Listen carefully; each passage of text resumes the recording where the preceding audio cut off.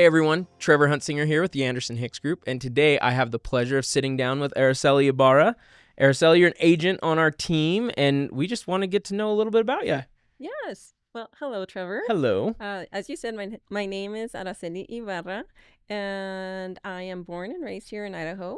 I have 3 girls, 1 boy, and I am married. And we are a soccer family. Soccer? I'm a soccer mom, proud soccer mom. Yeah?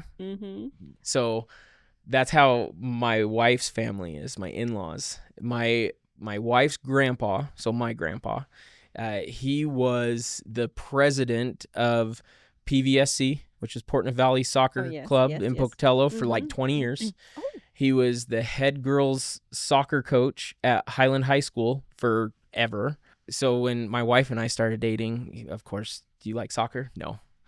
Sorry, I didn't. You don't like soccer? However, hold on. Let me reel it back in a little bit. My son played when he was 3, and he started playing on a competitive team. He got kind of recruited in because the coach, his son plays on our football team. And now I love watching it. Like, we literally will watch soccer on TV, and so I was like, nope, soccer's not my thing, but it sucked me in a little bit. So I get it. It does. I totally get it. It really does. I wasn't born into it. My husband, when I met him, he was a soccer player. My family, they love soccer, and then my kids just got into it, and my girls did PVSC for the longest time. So yeah, it's fun. Awesome. That's awesome. And so all 4 kids play soccer? Well, my youngest, she's 4, so no, not yet. She's the one that most chases after the ball, that shows interest, and I kind of didn't want her to do that because I've had the other kids with a couple of surgeries, injuries, and it's kind of not fun to do that as a parent. Yeah, I get that. I totally understand. You think you're going to be able to keep her away from soccer, though? No. No. Especially the youngest. Yes, especially the youngest. So no, I don't think so. My husband's actually talking about starting her this spring. So oh, nice. Mm-hmm. It will be fun. It will. I know. I love it. Injuries are always scary, but watching their joy out on the field playing, it's awesome. It's part of the game. It is part of the game. It is part of the game. So, okay, so born and raised in Idaho Falls? Idaho Falls, yes. Okay, well, you know what? Okay, born in Idaho Falls. I was raised out in Roberts. It's a little town from here. So it's very, very little, but yeah, that's where I'm from. That's awesome. And so do you live in Roberts or Idaho Falls then? We moved to Idaho Falls. Okay. About 10, 12 years ago. Awesome. And how do you like it? I mean, granted, it's like Roberts is the outskirts out there by Rigby and Manan, right? And so then you come into Idaho Falls, and it's not far, but do you like being closer, more centralized than on the outskirts of the main part of Idaho Falls proper, I guess you'd say? I really like Idaho Falls. We moved specifically for our kids when my second oldest, she was going to start kindergarten, and so my oldest had been in first grade, but opportunities for activities out in Roberts were pretty slim, and so we moved because of them, and we love it. That's awesome. Awesome. So your youngest is 4. My youngest is 4. How old's your oldest? My oldest just turned 23. Oh, okay. That is so is like your oldest and your youngest super close? Like, do they have that relationship? Yes. Yeah. Yes. And she's more of a mom, than a sister. Definitely more of a mom figure. Yeah. For her. That's all. The reason that I asked is because my oldest sister's 15 years older than me. Oh. And then my next closest sister's 10 years older than me, and I'm the youngest. And so I think because of that separation in age, it allowed us to have more of a good relationship growing up rather than bickering and fighting, over toys. So that's awesome. Yes. So my second youngest, he's my only boy. He's my favorite son. I always say that. So, he's my favorite son. And so he is 10 years apart, exactly 10 years apart from my youngest. But my youngest, ever since she can walk, she's such a bully to him. Like, she just bullies him. And then when she's not doing it, my son's like, is she okay? Is she sick? Yeah, is she sick? She's feisty. Oh, that's awesome. Yep. I've got my youngest. She just turned 5. And boy, is she feisty. She just started jujitsu. Oh. And if she fought on the mat like she does with her brother, who's 3 years older than her, every little kid should be terrified to go up against her, but she's kind-hearted to everyone that's not her brother. But they're best friends. They are best friends, and they are partners in crime. They know how to stir up the fun. So true siblings right yeah, there. true siblings. That's right. So, okay, so you're in real estate now, born and raised in Idaho Falls / Roberts, and you're fairly new to real estate. Yes. So before real estate, what did you do for work? Like, what after school, what did you start into as kind of a career path? Yeah, so I actually became a certified medical assistant. Okay. That was, gosh, many years ago. So my second oldest, she's 21, and I became a certified medical assistant because of her. She had some medical issues that I felt that if I had the basic medical knowledge, I should have picked that up sooner. And so that really hit me hard. And so I went into the medical field because of that. How long did you spend in the medical field? So I did medical field up until about 3 years. Well, actually, it was when I got pregnant with my last one, so it was actually a little bit longer. And I left when I got pregnant and stayed home. And then my kids just needed me at home for a few months after I had my baby. And then I went back into the medical field, but that was after COVID. Mm-hmm. And so things had really changed. I Yep. did not realize how much. And the money was not there. Right. And we worked tirelessly for our patients, but the money was not there. And I just had to take a break from it and look elsewhere. Okay. No, that makes sense. COVID turned everything on its head for quite a while. Yes. Yes. Yeah. So you left the medical field, and then what was next? So I went for 2 years. I went to the Department of Health and Welfare and worked for the state. And that was very intriguing. I really loved my coworkers. I loved working with them. Great people.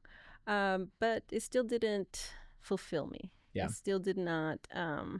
I was doing something different, but I knew there was something else I needed to do in life. And so I had the opportunity where a new school was opening at that time. It's Elevate Academy, just for anybody who knows about it. It's a great school. It's a public charter school. It's a trade school. So one of the trades was medical. And so I applied and I got the position. So I went and I was a medical arts teacher for a year. Oh, awesome. I taught 6th through 10th grade. The school is 6th through 12th, but you have to be 2 years in the trades. And since it was a brand new, we couldn't take older kids. Gotcha. But so, yeah, that's what I did last year. And then now I'm here at real estate. Awesome. So you went from learning medical to practicing medical to teaching medical.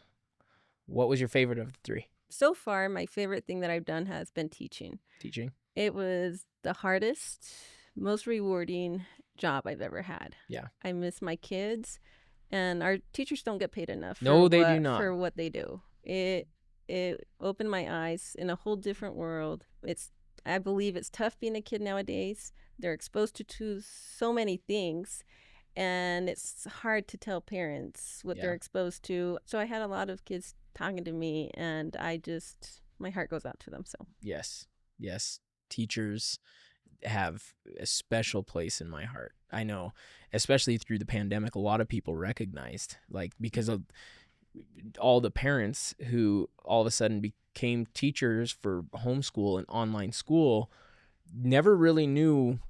They knew from when they went to school, but now where things have changed to where it's online and everything's on a computer and the curriculum's different, and now what's history in history is what we're living through, like through 9/11.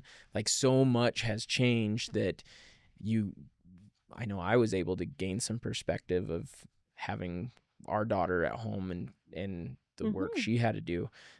That yes, I completely agree. Teachers are underpaid, underappreciated, and so hats off to you to go down that path and explore it. Well, and then hats off to them still. So shout out to all you teachers, all caring teachers out there. I mean, you guys are amazing. I believe that you deserve, everything and anything that you wished for. Seriously. Yes. So. Seriously. Well, then you stepped away from teaching. Yes. And you also help with some of your husband's business, right? Yes. So my husband, he has his own business. He's a truck driver. And so I help him manage that as well. Help him with that and manage it. So, yes. So you're busy. 4 kids, married. Your husband has a business. And now you have a real estate business. Yes. So like 5 full-time jobs. Yeah. Yeah, it's nothing. No, nothing at all. It's all right. So why real estate? Okay. That's a good question. So I had a birthday this last year. I mean, everybody, hopefully had a birthday this last year. And right now, my family and I, we live in a single wide mobile home. We own the mobile home, but we rent the lot. And on my birthday, I don't know. I think I had a midlife crisis. I don't know. I don't know what those are yet, or maybe that was it. I don't know. Yeah. But it dawned on me how old I am and my husband, and that we don't have a home to call our own. The mobile home itself is ours, but at any time the landlord can be, hey, we're done. And then it's out there by the airport. And then with the expansion going on, there were rumors about maybe selling off that land and just removing those mobile homes. So it just dawned on me that I need to do something about it. And at that time, I was also taking a seminar from Tony Robbins. And I love Tony Robbins. Yep.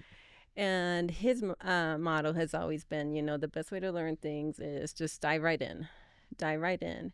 And don't dive in blindly. Look for what you want to do in your area. Look for somebody who's already doing it. There's already a blueprint. There's already somebody who's leaving tracks behind. Don't start from scratch. And so he says there's there's people who are good, great, and excellent. You want to start with people who are excellent in what you want to do. And so I looked up Mike Hicks, and the Anderson Hicks Group, and I joined. And you already had known Mike. Oh, yes. Because you had worked with him in the past. Yes. So we sold our home. We did own a house at one point, and we sold it. And I tried going through an agent, and I could tell they were, and I didn't know anything then, but I could tell that they were having a hard time selling it, And so I did some more research, and I looked looked in our area and see who was, had the most reviews, and 5 stars, and it was Mike Hicks. So I called him up, and sure enough, he sold my house. That's awesome. Mm-hmm. He sold a house or 2. Yeah, maybe.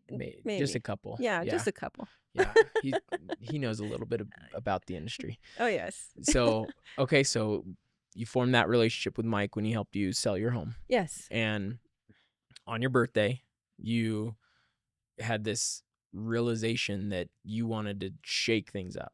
Mm-hmm. And real estate was what just made sense. And you went to school. Mm-hmm.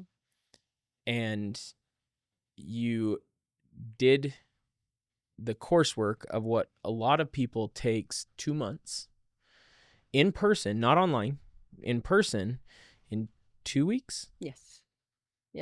Got that done in 2 weeks. And then the teacher said, just follow my lead and you will do great. And it was a lot. This is a whole different world of different words, definitions. And then in my brain, I'm always translating everything to Spanish as well. And then I realized I didn't know how to say a lot of these words. Not only did I not know what they meant, the real estate lingo, but I also didn't know what they meant in Spanish. Yeah. So I I dig deep and did a lot of research and studying, and then took my exam the next day, the Friday, after the second week that I finished my classes. Took the exam the next morning, and I passed. Wow. Yeah, That's awesome. yeah. So 2 full weeks of coursework and testing, and away you go. In a way, yes. And I had called Mike, and I'm like, I'm ready just to jump in. I can't second guess myself, or else I won't do it. Yep. So That's awesome. And so you started with the team, and obviously you just said that you speak Spanish. see, And one of the things that you were very focused on, and still are to this day, is making sure that there are resources and materials available for those who are Spanish speaking clients. yes, And so you've spent a lot of time in researching the language and the forms and everything to be able to have a full understanding, to provide an amazing experience for clients that there's not a ton of agents out there that are Spanish speaking. right. And so you've invested a lot into being able to provide that 10 plus experience to those who are Spanish speaking. And so tell me a little bit about how that's been. It's been very hard, but very, very. I love it because the way that I look at my clients, and I know this may sound a little bit mushy, but it's like I see my family. Somebody who doesn't know what and just needs guidance. My clients that don't speak English, I see my grandparents. I see my mom. She doesn't speak English. And so I have taken the time to literally, this past weekend with some clients, I went through every line in the buyer's rep, through every line. We put in an offer through every line of that purchase sale agreement and read every word. I first read it in English, and then I translated to them in Spanish, every single word on those. And so I think that they have a home and they're looking to invest, but they told me nobody has ever explained to us what this is, what this means, the way that you did. And then I got them, before we even started looking for homes, I got them with a trusted lender, and I sat with them in that interview and interpreted them same way. And so it's been really nice. That's awesome. Yes.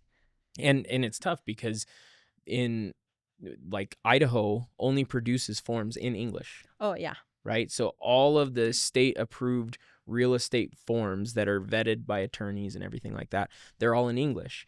And so you go through, you explain everything to the best of your ability, because there's stuff like, obviously I'm fluent in English. There's still stuff in contracts that I'm like, hey, Mike, explain this one to me. And so you do your best, but ultimately, if there's somebody that is very concerned or needs definitive answers on there, then they would still have to consult with an attorney that is Spanish speaking. But taking that time to go through everything so that they have an understanding, so that they have questions to ask, like that's the biggest piece. Is it's not just some piece of paper with words on it. Like this is a binding contract that is part of most people's largest transactions, like in their entire life. And taking that time it's important. Yes. And so that's awesome that you take that time and have put so much focus and effort into providing an experience for those who are Spanish speaking in the community. So nice work. Yes. That's yes. awesome. Thank you. And well, here's a fun fact. So those our forms that we need, the buyer's rep and the forms that we use in real estate, only 5 states in the US use them in Spanish. I did not know that. So this is my first time where I get to I'm working, and usually your doctor's offices, hospitals, everywhere they have them. Oh, they're in Spanish. And so I called the state, and that's what Mike found out for me as well, and that's what we found out. So fun fact. Yeah, that is a fun fact. 5 states. Only 5 states, yes. And yeah, that's It's not very many states. No. There's a lot of people speak Spanish. Yes. I thought that was interesting. Wow. Well, you now are working with some clients, Yes. and like you have not just one, you have a few clients that you're working with. Yes. And so that means you've gotten some experience. What's been the best part? Like, now that you've gone through the schooling, you have your head wrapped around some of the industry. No one ever fully does. What's your favorite part so far? My favorite part is definitely going out and showing homes to my clients. That's always fun, and I feel like it's a very important step in their lives, where they're just seeing their excitement, of their next step on this purchase. I love seeing that through my eyes anyway. But also just learning and growing and helping our community has been pretty awesome. That's awesome. And one of our core values is relationships, and it's build lasting relationships. And so being able to connect with people on that level, both English and in Spanish, is something that's super awesome to see that you are very much invested in. Yes. So if I am a potential client and I speak Spanish and I don't know what to do to get started in the home search process, which, I mean, Spanish, English, Mandarin, French, the home buying process is not easy in any language. Right. So if I am somebody that speaks Spanish and I need a little bit of advice on just what to do to get that process started of potentially looking to buy a home, what would you say to me? So I would say, hola, mi nombre es Araceli Ibarra, soy agente de bienes raíces y a mí me encantaría poder ayudarle a usted con su compra de casa y yo con mucho gusto le voy a ayudar con cada paso del proceso para explicarle todo en detalle y si tiene alguna duda, también aquí estoy para ayudarle. Entonces, eso es lo que yo haría para usted desde el principio, agarrar su prestamista, preguntas que tenga para ellos, hasta el día del cierre, ya que tenga sus llaves y vayamos a su nueva casa y ya sea de usted. ¿Cómo le parece? Muy bien. Very good. That's what I would say. Very good. I picked up 3/4 of that. Okay. Well, but like you said, real estate, even if you speak English, it's not easy. No. There's a lot of stuff that you don't understand. Yep. So, yeah. Well, awesome. Well, thank you for being here with me today. Yeah, you're welcome. That was Thank you fun. for having me. Yes, that was fun. That was. And for any of you who didn't know Araceli and needs help in real estate, whether it's English or Spanish, reach out to her, reach out to us here at the Anderson Hicks Group. We'd be happy to assist you in your home search journey. Thanks, everyone. Thank you.